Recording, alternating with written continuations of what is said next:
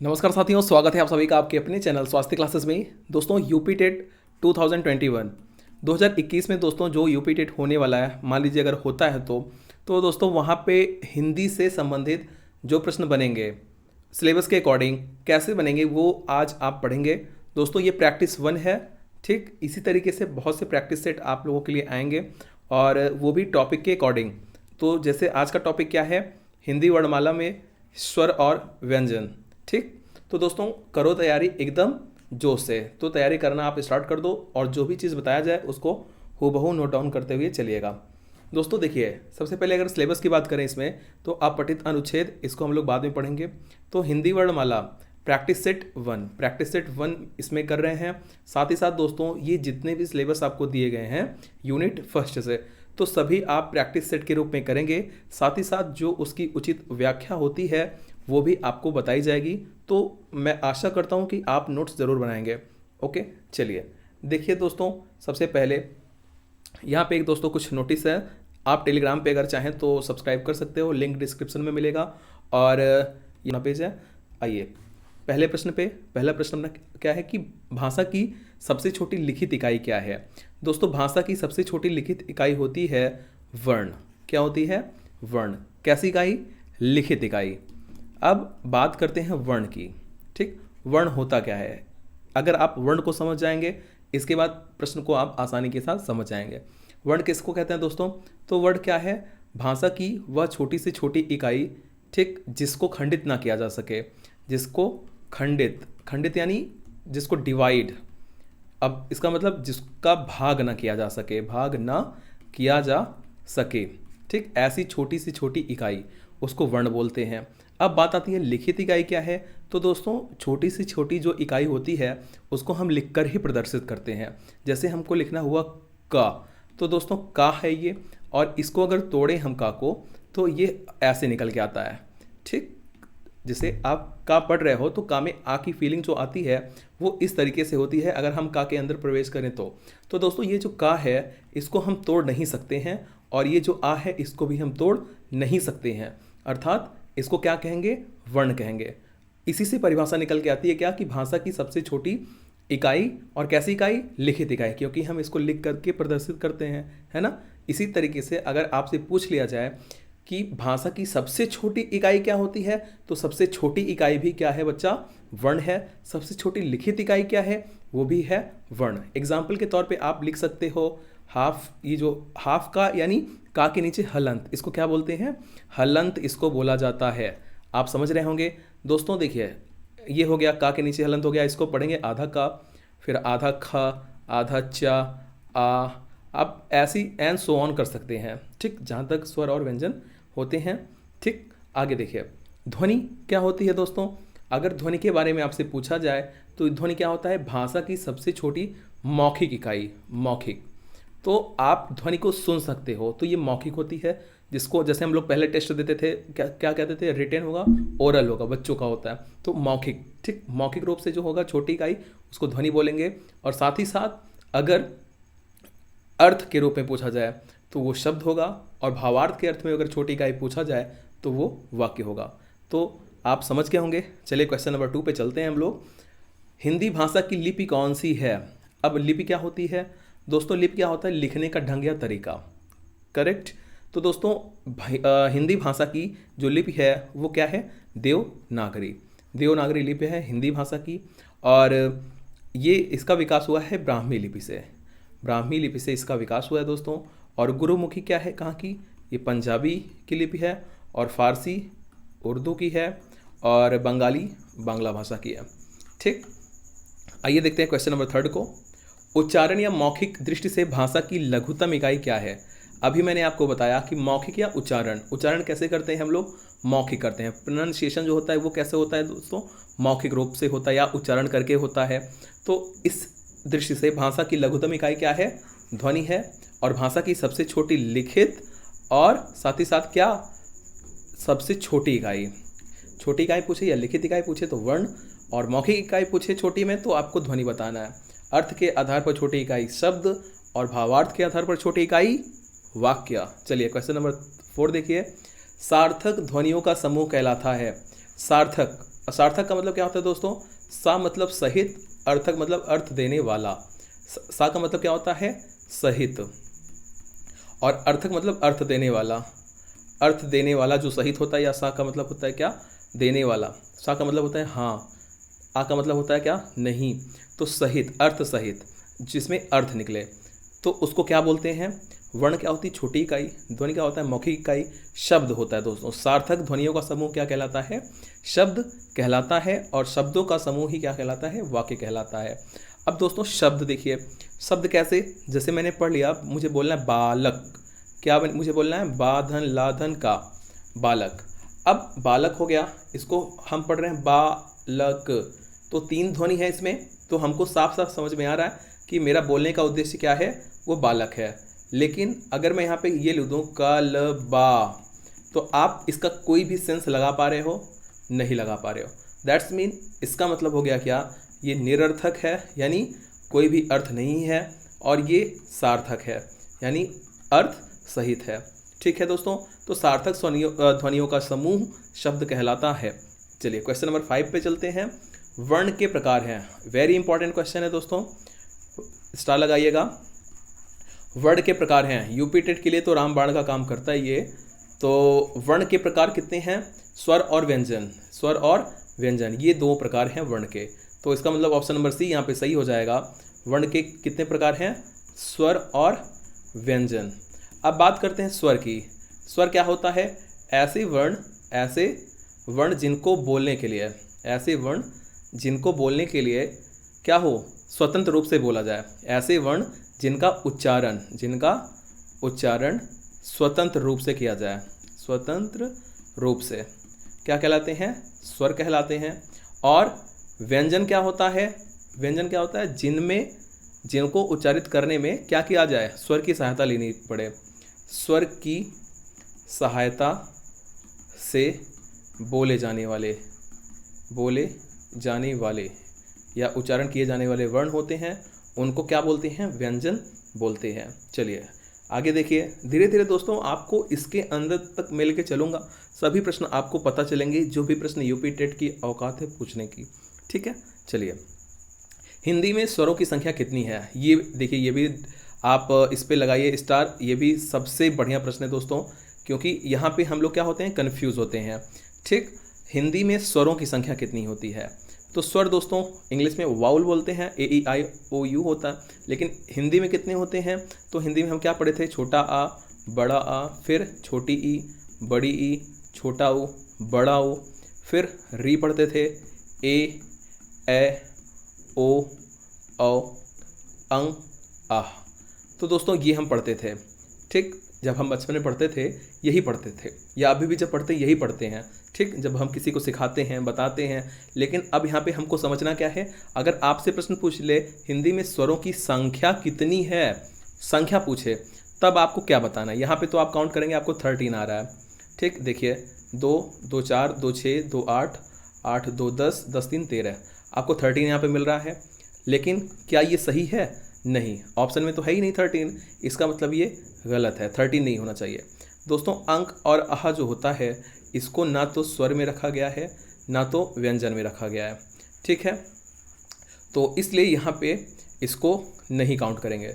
तो अब स्वर की संख्या कितनी हो जाती है? तो देखिए 13 से आपको कितना निकाल देना है? 2। 13 से आप 2 निकालेंगे, कितना बचेगा? 11। तो स्वरों की संख्या कितनी है हिंदी में? 11 स्वरों की संख्या है। आपका ऑप्शन नंबर सी सही हो जाएगा। साथ ही साथ दोस्तों अगर आपसे संस्कृत में पूछे तब आप 13 बता सकते हैं। संस्कृत में 13 है, और हिंदी में कितना है? कितना है दोस्तों? 11। Very good. चलिए आगे चलते हैं क्वेश्चन नंबर 7 पे। क्या है 7? क्या कहता है? हिंदी में मात्राओं की संख्या कुल कितनी है? ये देखिए, ये भी दोस्तों सबसे जानदार प्रश्न है, आग लगा देने वाला प्रश्न है ये। हिंदी में मात्राओं की संख्या कुल कितनी है? कुल कितनी है? इसका आंसर आप सोच के बताइए, 9, 10, 11 या 12। दोस्तों अभी आपने क्या पढ़ा कि आ से आह तक पढ़े थे अभी आप, तो जिसमें अंक और आ को नहीं पढ़ना था, औ तक पढ़े थे, ए ओ औ, है ना? ये अंक आ नहीं पढ़े थे हम लोग, और क्या बताए थे कि स्वर की संख्या 11 है। लेकिन मात्रा पूछ रहा है, और मात्रा हमको स्वर से ही मिलते हैं, है ना? तो जब अंक आ नहीं रहेगा यहाँ पे, तो हमको अव तक पढ़ना है।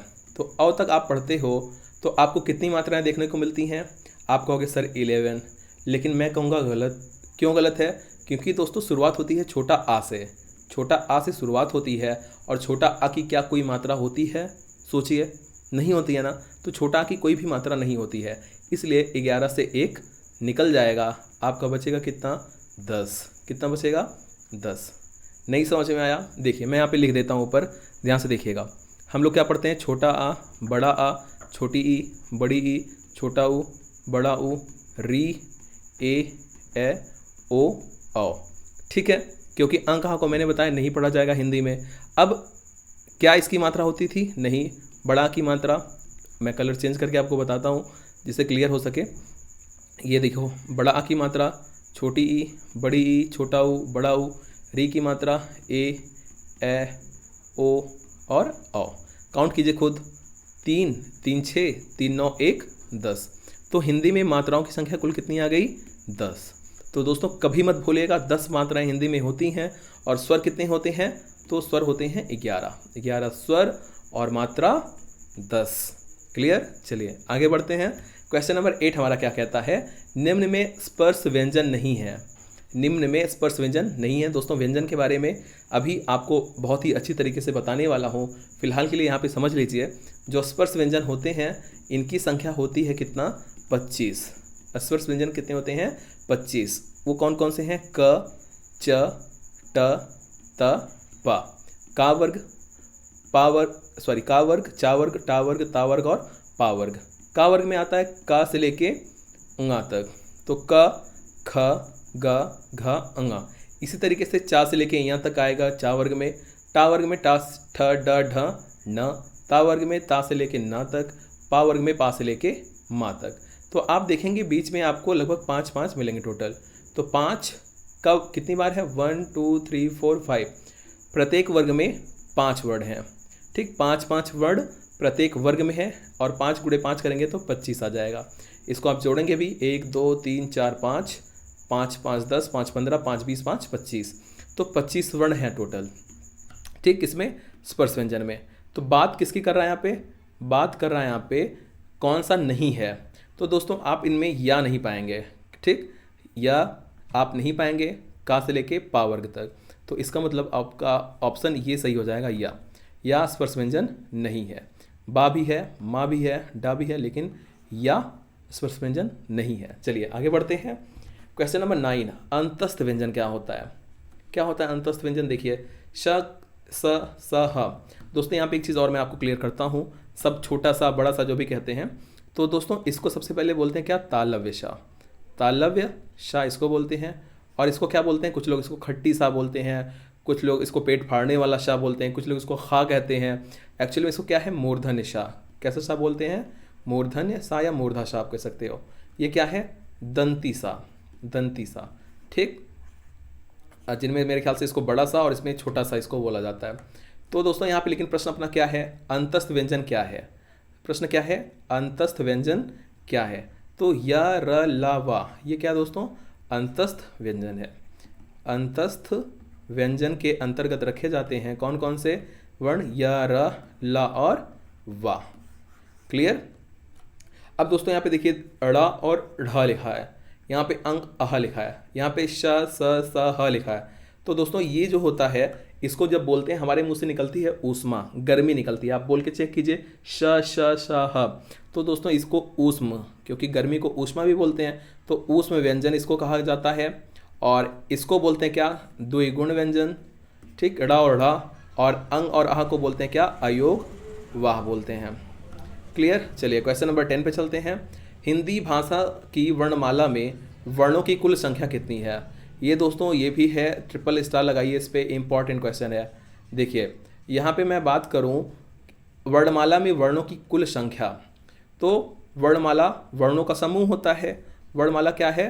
वर्णों का समूह। वर्णों का समूह ही क्या है बच्चा? वर्णमाला कहलाता है। अब कुल संख्या आपसे पूछा है, तो स्वर, अभी हमने स्वर आपको बताया कितना था? 11 था। आ से लेके औ तक, आ से लेके औ तक हमने पढ़ा।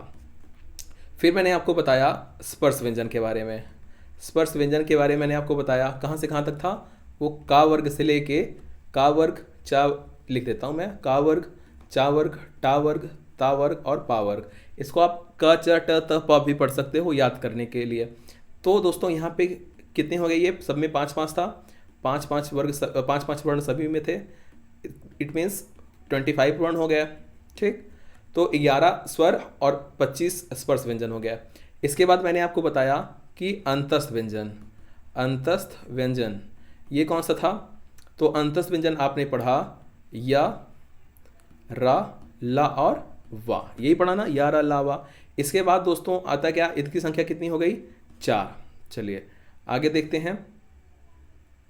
इसके बाद दोस्तों हम लोगों ने क्या बताया, मैंने आपको बताया कि जब हम बोलते हैं तो ऊष्मा निकलती है, यानी गर्मी निकलती है, तो ऊष्म व्यंजन, ऊष्म व्यंजन कितने थे, वो भी थे श, स, सा और हा, यानी कितने, 4। तो देखिए 11 स्वर और स्पर्श व्यंजन कितने थे, 25। तो यहाँ पे मैं लिख देता हूँ 11, 25 और अंतस्थ व्यंजन कितने हैं, 4, इसको 0-4 लिखते हैं, और शा स सा हा यानी उसमें व्यंजन भी 4 हैं। तो कितने हो गए, 4-4 8 और ये 11 19, यानी कितने आ गए, देखिए 5 1 6, 6 4 10, 10 4 14 की 4, हासिल एक आ गया, तो 2 1 3 1 4, टोटल 44 वर्ण आ गए। टोटल कितने वर्ण आ गए, 44 वर्ण आ गए। लेकिन आपसे स्वर और व्यंजन पूछे तब आपको बताना है, यहाँ पे बात किसकी है, कुल की। जब आपसे कुल पूछे तब आपको और क्या करना है, देखिए जब आपसे कुल पूछ ले दोस्त, तो आपको सिंपल सा एक काम और करना है, आपको इसके बाद लगा देना क्या, जो हमारा होता है द्विगुण व्यंजन।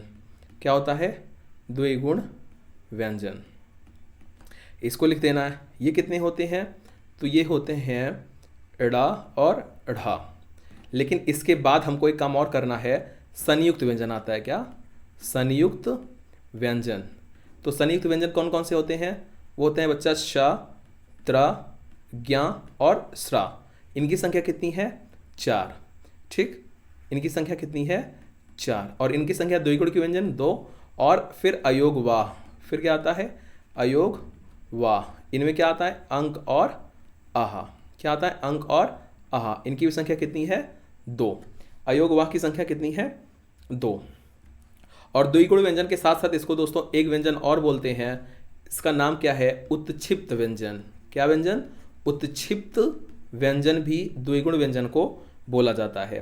तो दोस्तों स्वर हो गए कितने, 11, और फिर जो व्यंजन हमारे कितने हो गए, ये लगभग ये व्यंजन होते हैं, व्यंजन। तो व्यंजन हो गए कितने, 33, 25 4 कितना होता है, 29 4 33। ठीक, तो 33 व्यंजन, 11 स्वर। इसके बाद क्या होते हैं, अयोग वाह हमारे कितने हो गए, 2। अयोग वाह के बाद द्विगुण व्यंजन कितने हो गए, 2। ठीक, 33 था, ये 11 था। यहाँ पे देखिए मैं लिख देता हूँ जिससे सही से ऐड हो जाए, 33 11, सॉरी 33 11, और फिर देखिए द्विगुण व्यंजन 2, अयोग वाह 2, और संयुक्त व्यंजन कितने हैं, 4 हैं।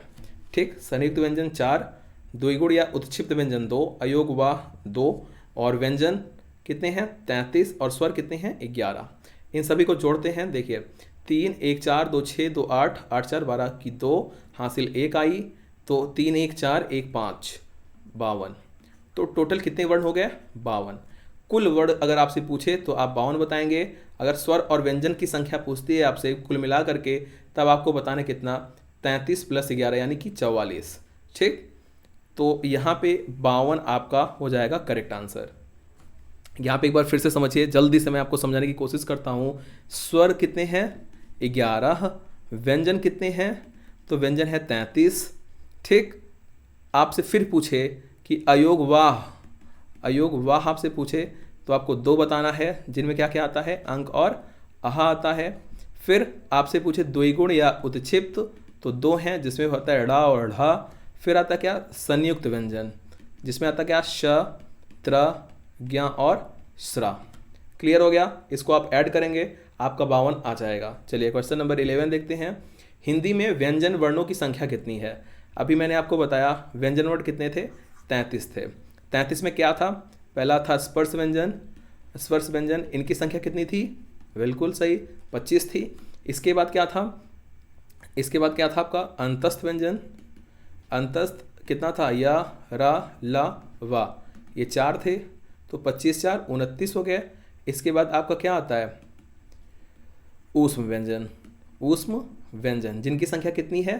4 है, श, स और ह। ठीक, तो कितना आ गया? 33। व्यंजन की संख्या 33 है। स्वर की संख्या कितनी है? 11 है। मात्रा की संख्या कितनी है? 10 है। आगे देखिए, ज्ञ वर्ण किन वर्णों के संयोग से बना है?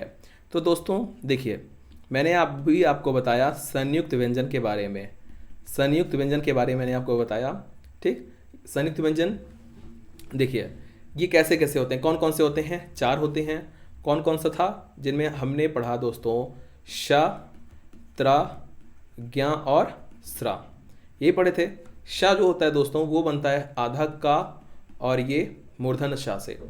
त्रा कैसे बनता है? ये आधा ता यानी ता के नीचे हलंत और रा से। ज्ञ कैसे बनता है? आधा जा और या से। स्रा कैसे बनता है? ये श प्लस रा से। ठीक, तो ये है क्या? संयुक्त व्यंजन हमारे। तो हमसे प्रश्न क्या पूछा गया? ज्ञ वर्ण किन वर्णों के संयोग से बना है? तो ज्ञ यहाँ पे है, ये देखिए जा के नीचे हलंत और या, तो जा के नीचे हलंत और यहाँ देखो इस पे है। इसका मतलब ऑप्शन नंबर बी यहाँ पे सही हो जाएगा। चलिए क्वेश्चन नंबर 13 देखते हैं। उत्क्षिप्त व्यंजन क्या है? तो आप सभी को पता चल गया होगा, मैंने अभी जस्ट बताया। ड़ा और ढ़ा इनको बोलते हैं क्या? उत्क्षिप्त व्यंजन बोलते हैं। और इसका दूसरा नाम अगर कभी आपसे पूछ ले तो उसको बोलते हैं द्विगुण व्यंजन। ठीक, क्वेश्चन नंबर 14 क्या है हमारा? अर्ध स्वर क्या है?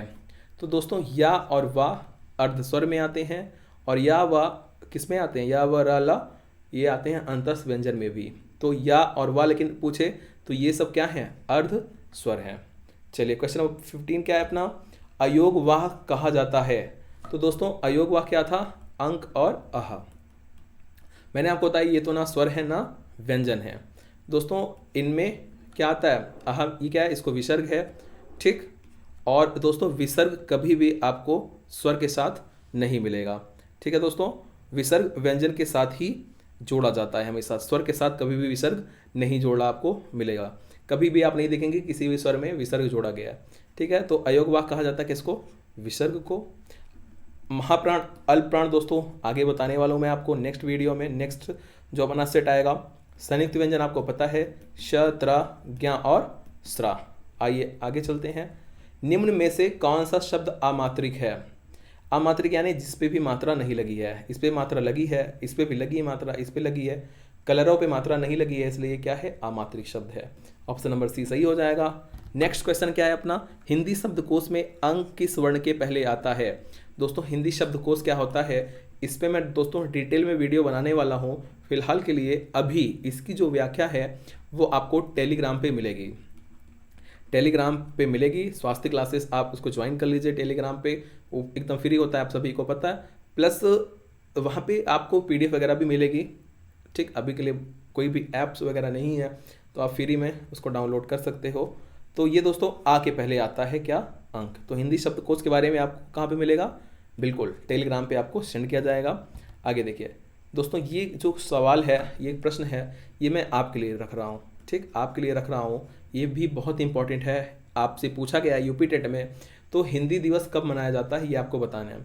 यहाँ पे मैं आपको क्लू भी दे देता हूँ दोस्तों, जब आपसे कभी पूछे विश्व हिंदी दिवस तब आपका आंसर दूसरा होगा, लेकिन जब आपसे पूछे नॉर्मल हिंदी दिवस कब मनाया जाता है, यानी ये इंडियन की बात कर रहा है, भारतीय दिवस की बात कर रहा है।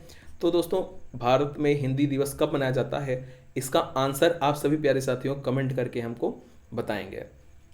ठीक, अब दोस्तों बात करते हैं, जैसे देखिए एक बार फिर से सिलेबस समझिए।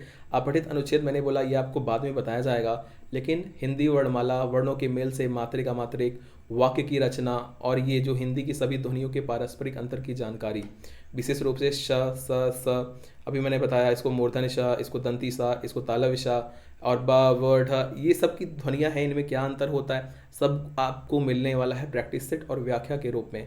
वीडियो कैसा है कमेंट करके ज़रूर बताइएगा। ठीक है दोस्तों, आपके लिए ऐसी वीडियो आती रहेंगी। तब तक अपना प्यार आप बनाए रहिएगा। कैसा और क्या कुछ इम्प्रूवमेंट चाहिए आप उसको कमेंट करके ज़रूर बताइएगा। ठीक है, बहुत बहुत धन्यवाद। जय हिंद।